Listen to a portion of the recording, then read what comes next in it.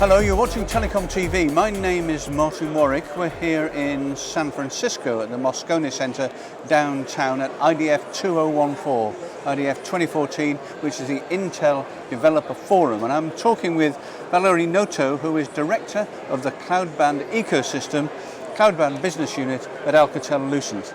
That's quite a mouthful for a business title, Valerie. Welcome. Thanks for talking to us. First of all, let's begin at the very beginning. What is the CloudBand Ecosystem?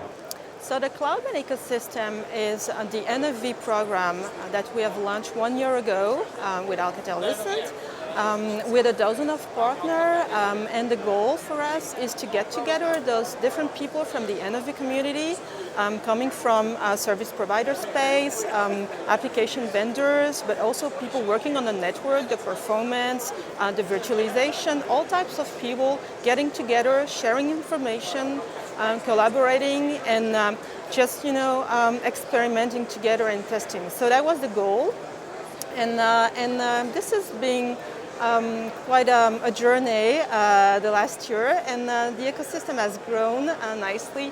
So we have now 45 members, and we're doing a lot of things with them, like training them, knowledge transfer, providing them a lab that is available for free to them to test and onboard applications and work with a team, an expert team that is based in Chicago. So a vibrant community doing a lot of things, and more importantly, sharing information to advance in this complex NFV journey. And now I'm talking with Bob Haddleton, who is architect of the CloudBand Business Unit at Alcatel-Lucent. He's going to give us something of a flavor of the demo they're showing here on the Alcatel-Lucent booth with Intel at IDF 2014. Bob, okay, we've got a couple of screens here. Yes. One is fairly empty. This one's fairly full. What's happening here?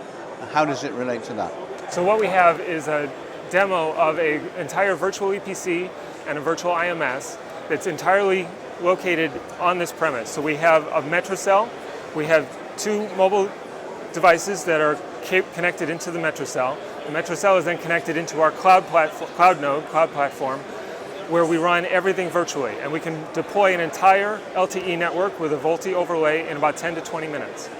We have everything in we call this an API tool, which is simulating the OSS systems of a service provider. Yep. And we just tell it that we want to deploy a virtual EPC, we give it a name, and we click on deploy. Yep. And at that point, our diagram will start to paint in real time as things are created. The first thing that will happen is the system will go out and create all of the networks dynamically. We started with nothing created at all. Once the networks have been created, we'll create all the virtual machines in real time for all of the different elements that are needed for the LTE network. Here we go, something's happening now. So we've created all of the VLANs, all the networking is in place.